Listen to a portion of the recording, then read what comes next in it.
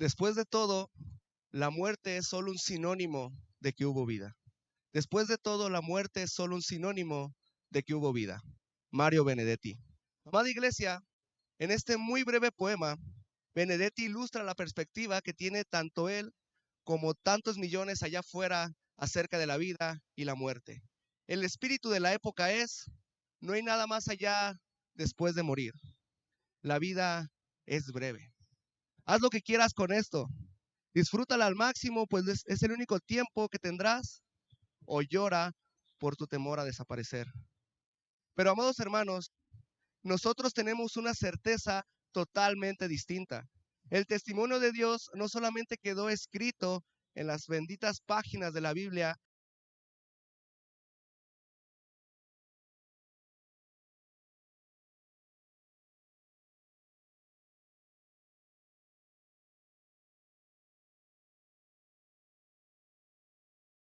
que hubo vida. Nosotros podemos decir con total seguridad y verdad: después de todo, la resurrección es solo es un síntoma de que la muerte fue vencida. Después de todo, la resurrección es un síntoma de que la muerte fue vencida. Y aquí estamos todos nosotros, celebrando de nuevo, celebrando que nuestro Señor Jesucristo ha resucitado. Médula central de nuestra fe, parte especial que da certeza al cristianismo. Amada iglesia, Jesús resucitó para nuestra salvación. Sin embargo, desde mi experiencia de vida, he notado que muchas veces ignoramos cuál es el efecto que produce en nosotros la resurrección de Jesús. O también no le prestamos la misma importancia que a la cruz. Cuando te preguntan, ¿qué hizo Jesús en la cruz para tu salvación? Ahí decimos, el Cristo pagó con su sangre para que yo pueda ser redimido, para que yo pueda ser liberado de la condena. El Cristo recibió la ira de Dios que yo merecía. Él murió en mi lugar. Bueno, ¿y qué hizo Jesús en su resurrección para tu salvación?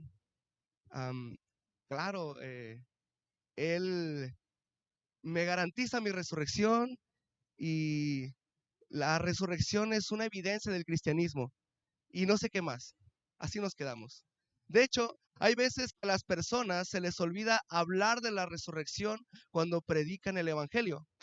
Y con esto no quiero quitarle importancia a la cruz, sino que busco que veamos cuán importante es la resurrección para nuestra salvación. Porque la resurrección de este precioso Cordero nos da beneficios que desde ahora como creyentes estamos disfrutando. Esta prédica lleva por título Una resurrección que salva. Una resurrección que salva. Así que te invito a que celebremos juntos esta gran noticia. El Señor resucitó y con ello hizo posible nuestra salvación. Acompáñame a Efesios capítulo 2, versículos del 4 al 6. Efesios capítulo 2, versículos del 4 al 6. Mientras lo encuentran, les comento, este día vamos a hacer un recorrido en varias porciones de la Escritura, y para adentrarnos más, les daré contexto de lo que creía el mundo grecorromano del primer siglo acerca de las resurrecciones en general. Actualmente, los críticos del cristianismo dicen, estamos en una época donde ya nadie cree en la posibilidad de una resurrección. La resurrección de Jesús es una idea muy tonta. Pues, ¿qué creen? En el tiempo de Jesús tampoco lo creían. Los romanos y los griegos no creían que la gente pudiera resucitar. Una vez que morías, ya no había oportunidad de regresar. De hecho, de eso hay mucho testimonio en la literatura de esa época. Hay una historia en la que se dice que el dios Apolos está hablando en el Areópago y dice lo siguiente, abro cita: una vez que un hombre ha muerto y el polvo ha absorbido su sangre, no hay resurrección. Cierro cita. Agregando más evidencia, podemos mencionar lo dicho por el escritor y militar del siglo I, Plinio el Viejo. Abro cita. ¿Qué idea disparatada es esa de que la vida es renovada por la muerte? Todo el mundo sabe que tal palabrería no tiene ningún sentido. Cierro cita. Como podemos apreciar, el mundo donde creció la iglesia no estaba abierto a aceptar así como así la resurrección de nuestro Jesús. Incluso, mientras para unos el Hades era un lugar donde los muertos estaban incorpóreos como sombras, para los filósofos no tenía sentido la resurrección. Pues Platón había dejado esta idea de que el cuerpo es la cárcel del alma, el cuerpo es malo en sí mismo y lo mejor es morir para que nuestra parte espiritual experimente la plenitud. ¿Para qué quiero volver a este cuerpo? ¿Qué me gano con regresar a este cuerpo? Pensaría un seguidor de Platón. De hecho, vemos que en Hechos capítulo 7, cuando Pablo está predicando del Dios no conocido en Atenas, todo iba relativamente bien. A los atenienses les encantaba escuchar estas nuevas ideas, el apóstol tiene toda la atención de ellos, pero de repente Pablo menciona la resurrección y ponen una barrera en su corazón y se empiezan a burlar, como dice el versículo 32. Pero cuando oyeron lo de la resurrección de los muertos, unos se burlaban y otros decían, ya te diremos acerca de esto otra vez. Y alguno dirá, pero con excepción de los saduceos, los judíos sí creían en la resurrección. Y claro que tienen razón. Sin embargo, ellos creían en una resurrección al final de los tiempos de todo el pueblo judío. Así que la resurrección de nuestro Salvador también los toma por sorpresa. Con todo esto, podemos ver cómo la resurrección de Jesús es un punto vital para el cristianismo primitivo, pues no solo era el fundamento para su fe, sino y una evidencia de parte de Dios que gritaba, ustedes y solo ustedes tienen la verdad, sino que también esa resurrección ha traído salvación a todos nosotros. Esa resurrección nos ha salvado, pues en palabras de Richard Gaffin Jr., debería ser evidente de inmediato que la muerte de un Cristo muerto, un Cristo que permanece muerto, no logra nada para nuestra salvación. En palabras de Pablo, y si Cristo no ha resucitado, la fe de ustedes es ilusoria, es vana, es falsa. Todavía están en sus pecados. Sí, la muerte en la cruz fue esencial para la obra de redención, pero no la podemos desligar de la resurrección. Estos dos momentos van de la mano. Como dijo Berkhoff, abro cita, la resurrección entra como un elemento constitutivo en la esencia íntima de la obra de redención y por lo tanto del Evangelio. Es una de las grandes piedras fundamentales de la Iglesia de Dios. Si la obra expiatoria de Cristo había de ser por completo efectiva, tenía que terminar no en muerte, sino en vida. Cierro cita. Efesios 2, 4 al 6. Acompáñeme con su vista. Pero Dios, que es rico en misericordia, por su gran amor con que nos amó, aun estando nosotros muertos en pecados, nos dio vida juntamente con Cristo. Por gracias salvos. Y juntamente con Él nos resucitó. Y asimismo nos hizo sentar en los lugares celestiales con Cristo Jesús. Nuestro primer punto es los beneficios, la base de los beneficios de la resurrección. La base de los beneficios de la resurrección. Una palabra clave que podemos apreciar aquí es justamente, una palabra clave que podemos apreciar es juntamente. O sea, Dios resucitó a Jesús y nosotros, pegados a Él, recibimos esta resurrección. De hecho, esa expresión, juntamente con Él nos resucitó, es una sola palabra en el original griego. Y en lo personal, mi traducción favorita de esta porción es la de la Nueva Versión Internacional que dice, y en unión con Cristo, Dios nos resucitó. Amada iglesia, este concepto de la unión con Cristo es la base por la cual recibimos los beneficios que da la resurrección a nuestra salvación. Es el fundamento que dejaremos establecido para después continuar construyendo. En Año Nuevo comenté un poco sobre esto de la unión con Cristo, pero lo vamos a volver a explicar. Hay gran cantidad de textos que nos hablan de nuestra unión con Cristo. Mencionaré algunos. Gálatas 2:20, con Cristo estoy juntamente crucificado y ya no vivo yo, mas Cristo vive en mí. Segunda de Corintios 5:17, de modo que si alguno está en Cristo, nueva criatura es. Colosenses 3, del 3 al 4, porque habéis muerto y vuestra vida está escondida con Cristo en Dios. Primera de Corintios 1:30, mas por Él estáis vosotros en Cristo Jesús. Juan 15:5, yo soy la vid, vosotros los pámpanos, el que permanece en mí y yo en él, este lleva mucho fruto, porque separados de mí, nada podéis hacer. Podemos ver cómo se habla de estar en Cristo y también a la inversa, Cristo en nosotros. Y sé que puede sonar complicado porque estamos entrando al terreno de lo espiritual, a esas cosas invisibles que escapan de lo que solemos comprender con nuestros ojos, con nuestra vista, pero la Biblia habla de ello y debemos recibirlo, aunque se nos dificulte entenderlo del todo. ¿Cómo es la naturaleza de esta unión? Es una relación sobrenatural, o sea, tiene la iniciativa de Dios. Y en contra de algunos teólogos liberales, no se trata de que simplemente Jesús sea nuestro ejemplo moral, como lo sería un maestro y un alumno, pero tampoco tenemos que llegar al otro extremo de algunos místicos de decir que nos fusionamos con el ser de Dios y que nos volvemos una parte de Dios. Es una relación vital. O sea, el alma humana conserva su carácter de criatura y su individualidad, al mismo tiempo que la vida de Cristo fluye dentro de la nuestra, renovando nuestra naturaleza interna e impartiendo fortaleza espiritual. De manera que hay una verdad literal en la metáfora de Juan 15, donde se nos dice que somos pámpanos de la vid, ramas de la planta que es Cristo. Y si no recibimos de su savia, de la fuerza espiritual que nos da, no podemos dar fruto. Es una relación espiritual. O sea, la unión la realiza el Espíritu Santo. Y es una unión de espíritus, no es una unión de personas en una esencia como la Trinidad, no es una unión física como soldar dos piezas de metal, es una unión de dos espíritus que no extingue a ninguno de ellos. Y pensando en esto, se me vino a la mente el ejemplo del injerto de las plantas. También vimos que hablaba de Juan 15, los pámpanos. Es un ejemplo físico, pero lo tomaremos como una ilustración para explicar algo espiritual. Nosotros, los seres humanos, tenemos venas y tenemos arterias que movilizan la sangre a todo nuestro cuerpo. Las plantas tienen algo similar llamado haces vasculares, que son los tubitos por donde fluye la savia.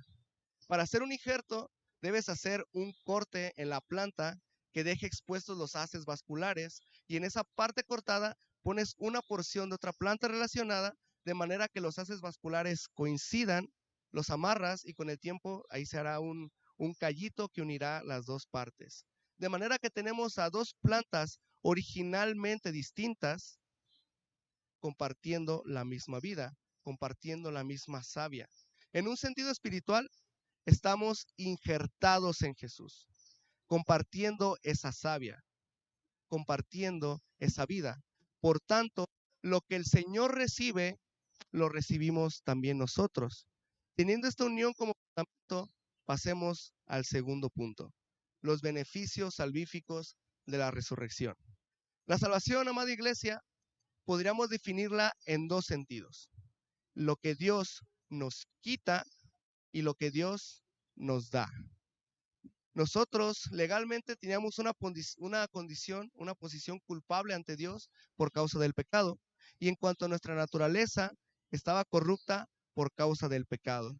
Entonces, a través de la fe en Jesús, Él llega, nos quita esa posición legal desfavorable y esa condición natural desfavorable.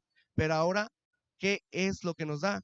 ¿Qué es lo que nos da? ¿Qué beneficios salvíficos obtenemos por su resurrección? ¿Cómo es que la resurrección revierte ese estado negativo? Inciso A, la justificación. Vamos a Romanos 4:25. Dice, el cual fue entregado por nuestras transgresiones y resucitado para nuestra justificación. Resucitado para nuestra justificación. Definamos primero qué es la justificación. De acuerdo a Wayne Grudem, la justificación es un acto legal instantáneo de parte de Dios mediante el cual Él declara que nuestros pecados están perdonados y que la justicia de Cristo nos pertenece. Y dos, nos declara justos ante sus ojos. Amadas ovejas del buen pastor, Romanos 4:25 testifica que la resurrección era necesaria para que tú y yo podamos ser declarados como inocentes ante el Señor. Ya no hay ningún castigo en nuestra contra. ¿Cómo es que la resurrección de Cristo logra esto? Romanos 1:4 nos ayuda a profundizar diciendo que Jesús fue declarado Hijo de Dios con poder, según el Espíritu de Santidad, por la resurrección de entre los muertos. ¿Qué quiere decir? La resurrección del Cordero Inmaculado fue primeramente su propia justificación. O sea, a través de la resurrección, el Padre dijo, el sacrificio fue aceptado, estoy satisfecho, mi hijo es justo y con la resurrección estoy vindicando su obediencia, estoy mostrando al mundo su justicia. Esta justicia de Jesús no le fue dada de nadie más, es suya, es su propia justicia. Mira a Jesús, busca en Jesús y no encontrarás una sola falla. En nosotros podemos encontrar errores al por mayor, transgresiones por segundo, y eso fue lo que hizo necesaria la obra redentora. Tanto pecado en mí demandaba que Dios mandara a alguien para salvarme, pues mis fuerzas eran insuficientes.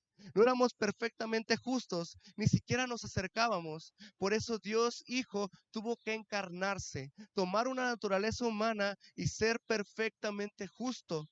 ¿Cómo podemos estar seguros de esto? Lo reitero, a través de la resurrección.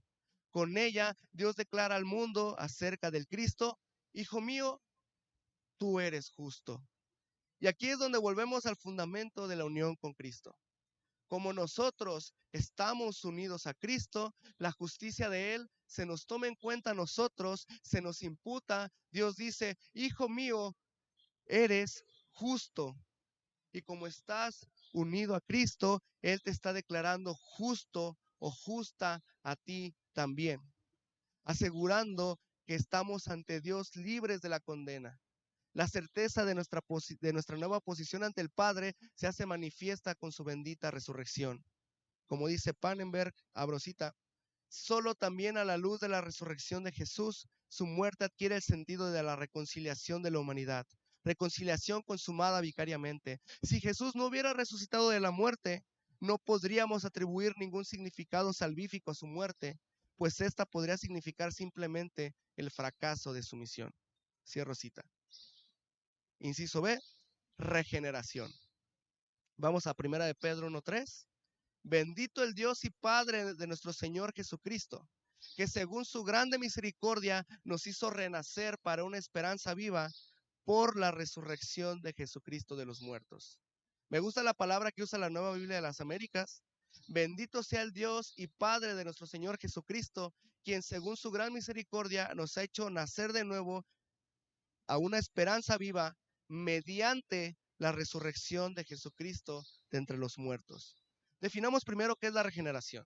De acuerdo a James Packer, la regeneración o nuevo nacimiento es la recreación interna de la naturaleza humana caída por la acción del Espíritu Santo. La regeneración en Cristo cambia la disposición del egocentrismo sin ley y sin Dios que domina al hombre en Adán por una disposición de confianza y amor, de arrepentimiento por la rebeldía e incredulidad del pasado y una amante conformidad con la ley de Dios de allí en adelante. Ilumina la mente ciega para discernir las realidades espirituales y libera y da poder a la voluntad que era esclava para que libremente obedezca a Dios. Cierro cita. Amado cuerpo de Cristo, el nacimiento de un nuevo ser humano en el seno de la familia suele ser motivo de extremo gozo. El bebé resignifica la vida de sus padres. Es un acontecimiento que marca la entrada de alguien que será muy amado. Pero aún con todo esto, el pecado acecha desde el primer instante. Y ese parásito llamado pecado causa una muerte espiritual desde el principio mismo. Por esto es que en el nuevo nacimiento debe haber un motivo de doble regocijo, pues es una persona más que ha entrado en el seno de la familia de la fe, que resignifica la vida de la comunidad eclesiástica. Es un acontecimiento que marca la entrada de alguien que será muy amado en el rebaño del Señor. Esa muerte espiritual ha sido vencida por el Espíritu Santo que viene y da vida. ¿No es glorioso, hermanos, cómo una vida puede ser transformada con el poder de Dios? ¿No es impresionante el testimonio de alguien que nació de nuevo? Ver su antes y su después en Cristo. Sí, si hemos creído en el Señor Jesucristo, estamos disfrutando de este regalo. Pero 1 de Pedro 1:3 testifica que la resurrección era necesaria para que tú y yo podamos ser regenerados, adquirir una nueva condición.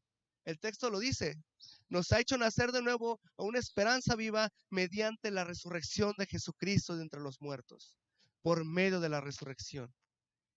Entre nuestro estado muerto y nuestro nuevo nacimiento está la resurrección de Jesucristo. Y Juan 3:5 y Tito 3:5 nos dicen que la obra del nuevo nacimiento lo hace el Espíritu Santo, la tercera persona de la Trinidad. De ahí que podemos entender que el Espíritu Santo usa como instrumento la resurrección de nuestro Salvador para lograr la regeneración en nosotros. ¿Y cómo es que la resurrección del Cristo logra esto? Colosenses 2:12-13 nos ayuda a profundizar esto al decir lo siguiente: sepultados con Él en el bautismo, en el cual fuisteis también resucitados con Él, mediante la fe en el poder de Dios que le levantó de los muertos, y a vosotros, estando muertos en pecados y en la incircuncisión de vuestra carne, os dio vida juntamente con Él, perdonándoos todos los pecados. Otra vez estas palabras clave: fuisteis también resucitados con Él. Os dio vida juntamente con Él. Ya se va entendiendo por dónde va el asunto.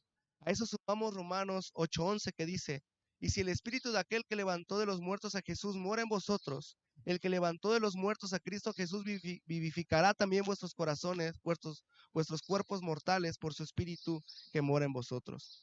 El Espíritu Santo resucitó a Jesús. El Espíritu Santo nos regenera. Somos resucitados juntamente con Él. El nuevo nacimiento es mediante la resurrección del Cristo. Las piezas se encajan. Y aquí es donde volvemos al fundamento de la unión con Cristo. Así como nosotros estamos unidos a Cristo, la nueva vida de Él se nos da a nosotros. El Espíritu Santo da nueva vida al Cristo, y como estás unido a Cristo, Él te está dando nueva vida a ti también. Como lo dice Luis Perry Schaeffer, abrocita, la vida del creyente, la vida que el creyente recibe en la regeneración, es la vida del Cristo resucitado. Cierro cita. Punto 3. Inciso 3, santificación. Vamos a Romanos 6:4. Porque somos sepultados juntamente con Él para muerte por el bautismo, a fin de que como Cristo resucitó de los muertos por la gloria del Padre, así también nosotros andemos en vida nueva. Definamos primero lo que es santificación. De acuerdo a Francisco La Cueva, la santificación es una obra progresiva del Dios y del hombre, la cual nos hace cada vez más libres del pecado y más parecidos a Cristo en nuestra vida actual. Cierro cita. Básicamente, la santificación es vivir esa nueva vida que se nos ha dado, la aplicación práctica de la santidad que Dios nos dio. Recordemos que ser santo significa ser apartado para Dios. Entonces, como soy apartado para Él, debo vivir en armonía con su santidad, con su pureza. Claro, como decía la definición, esto es un proceso, pero de que debemos ir avanzando, debemos ir avanzando. Amado pueblo de Dios, en nuestra vida pasada, lo normal era la catástrofe. Lo cotidiano era dar rienda suelta a la impureza. Nuestra libertad fue usada para esclavizarnos al pecado. Sin embargo, ya no estamos más en ese reino de tinieblas. Ahora estamos en el reino de la luz admirable, con una nueva vida que debe transitar en luminosidad. Pero Romanos 6:4 testifica que la resurrección era necesaria para que tú y yo podamos andar en esa vida nueva y vivir conforme a lo que la santidad demanda. Y aquí es donde volvemos al fundamento de la unión con Cristo. Como nosotros estamos unidos a Cristo, el poder que levantó a Jesús de los muertos es el poder que nos ayuda a vivir en santidad. Se nos resucitó en unión con Cristo para que nuestra vida sea una luz que lo refleje a Él. Esto estaba dentro del propósito de Dios. Y Pablo lo tenía muy interiorizado, por eso es tan enfático al respecto. Como dice Herman Ridderbos, abrocita, el pensamiento es que así como en la muerte de Cristo, en la cruz la iglesia murió a los poderes del pecado, el mundo y la ley, en la resurrección de Cristo fue liberada para ser de otro, a fin de que viva para Cristo mismo bajo su régimen. Justificación, regeneración, santificación. Minutos atrás veíamos que la salvación consistió en quitar la posición culpable y quitar la condición corrupta. Y ahora con esto vemos que la resurrección de Cristo revirtió el mal trayendo una gracia judicial y una gracia renovadora. O sea, se nos declaró justos, unidos a Jesús, y se nos dio vida unidos a Jesús. Por eso estamos celebrando un acontecimiento histórico que no solo tuvo una influencia en el pasado y que tendrá una influencia en el futuro, sino que está teniendo una influencia hoy mismo dentro de sus ovejas, dentro de sus amados. La resurrección de Jesús es vital para tu caminar de hoy. Este recordatorio debe impulsarte a vivir conforme al Rey de Reyes espera que vivas. Siguiendo con la ilustración de las plantas, oímos demasiado ese famoso dicho: no le puedes pedir peras al olmo. Y no requiere ser ingeniero agrónomo para saber que este dicho es ciertísimo. Pero a causa de la resurrección del Hijo de Dios, tú ya no eres un olmo, eres un peral.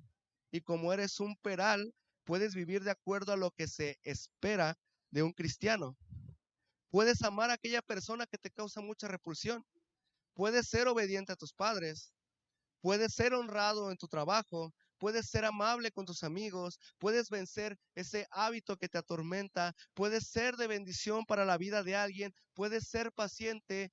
Puedes resistir la tentación. Puedes ser bondadoso. Puedes ser alegre. Puedes tener dominio propio. Todo eso lo puedes hacer, pues el poder que resucitó a Cristo es el poder que te resucitó a una nueva vida, a ti también. En la cruz se derramó la ira de Dios y se dio el pago justo por nuestros pecados. En la resurrección se nos dio la vida eterna. Nuestro tercer punto es la consumación de los beneficios de la resurrección. Vamos a 1 Corintios 15, del 20 al 22. 1 Corintios 15, del 20 al 22. Mas ahora Cristo ha resucitado de los muertos, primicias de los que durmieron es hecho, porque por cuanto la muerte entró por un hombre, también por un hombre la resurrección de los muertos, porque así como en Adán todos mueren, también en Cristo todos serán vivificados. Amada comunidad en derredor del resucitado, la anástasis de Jesús, la resurrección de Jesús, tuvo un impacto en el pasado, tiene un impacto en el presente y tendrá un impacto en el futuro. Los dos últimos capítulos de Apocalipsis nos revelan que la parte final del plan de Dios es el de una multitud incontable viviendo en los nuevos cielos y en la nueva tierra. El propósito divino es una nueva creación, un reino eterno donde todo será perfecto, donde no habrá más lágrimas. Estamos a la espera de esa consumación de la historia. Sin embargo, la entrada del Nazareno a la tierra ya significa una entrada del siglo venidero en el siglo presente. Los cristianos ya estamos palpando, ya estamos tocando el principio de esas realidades espirituales. Lo tenemos en el famoso versículo de 2 Corintios 5:17.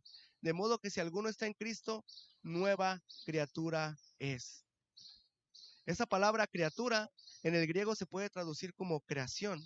En Cristo somos parte de esa nueva creación que el Señor va a consumar en el futuro. Estamos experimentando un solapamiento entre el siglo presente y el siglo venidero. Esto lo apreciamos en la resurrección del Cristo y en nuestra resurrección corporal futura. Como nos dice nuestro versículo de Corintios, Jesús es las primicias de los que durmieron. ¿Qué son las primicias? En el pueblo judío, 2 días después de la Pascua, se celebraba la fiesta de primicias, donde llevabas al templo un manojo de los primeros cereales que crecían en tu campo. En esta ofrenda a Dios, ellos estaban confiando que así como el Señor hizo brotar esos primeros frutos, así también dará una cosecha abundante. Y esa es la ilustración que está dando Pablo. La resurrección de Cristo y nuestra futura resurrección es parte de la misma cosecha. Solo que Jesús fue las primicias. De hecho, es glorioso ver cómo el Santísimo Señor ajusta la historia con tal precisión, pues la resurrección de Jesús cae justamente en el día de las primicias. Y así como el Padre nos dio esa bendita primicia en Cristo, también nos asegura: tú serás resucitado cuando la cosecha esté lista. La resurrección de Cristo y de los que le pertenecen son dos partes de una sola unidad. No importa el intervalo de tiempo. La resurrección futura comenzó desde la resurrección que estamos celebrando hoy. Así que gracias a Él tenemos segura nuestra glorificación. Esto que describe Pablo como el momento en que nuestros cuerpos corruptibles se vestirán de incorrupción. Seremos totalmente limpios y totalmente santos. En conclusión, amado pueblo del resucitado, la resurrección del Señor, de nuestro Salvador, es un bendito regalo que debe celebrarse con nuestro intelecto, emoción y voluntad. La unión con Cristo puso el fundamento para recibir tantos beneficios gloriosos que nos llevarán a la consumación final, una resurrección total. Este regalo se agradece a través de 3 lenguajes: con el lenguaje de las palabras, proclamando su obra, agradeciendo en oración con labios incansables; con el lenguaje del amor, permitiendo que tu corazón derrame todo su afecto, todos sus afectos hacia el Dios Trino; y con el lenguaje de la práctica, obrando coherentemente con ese obsequio obtenido. Si alguno aquí aún no ha sido partícipe de esta magna obra, te invito a que te arrepientas de eso que crees que es vida, pero en realidad es muerte, y creas en el que resucitó. Murió en la cruz para recibir el pago por nuestros pecados y resucitó para darle vida a todo aquel que crea en su persona. Mira la cruz, mira la tumba vacía, mira al Rey que está en el cielo, entrega tu corazón. Amada iglesia, hoy celebramos a aquel que dijo: yo soy la resurrección y la vida. La muerte ha perdido su poder sobre nosotros. Celebremos, iglesia. Celebremos con el grito de victoria de 1 Corintios 15:55. ¿Dónde está, oh muerte, tu aguijón? ¿Dónde, oh sepulcro, tu victoria? Después de todo, este día es un síntoma de que la vida triunfó.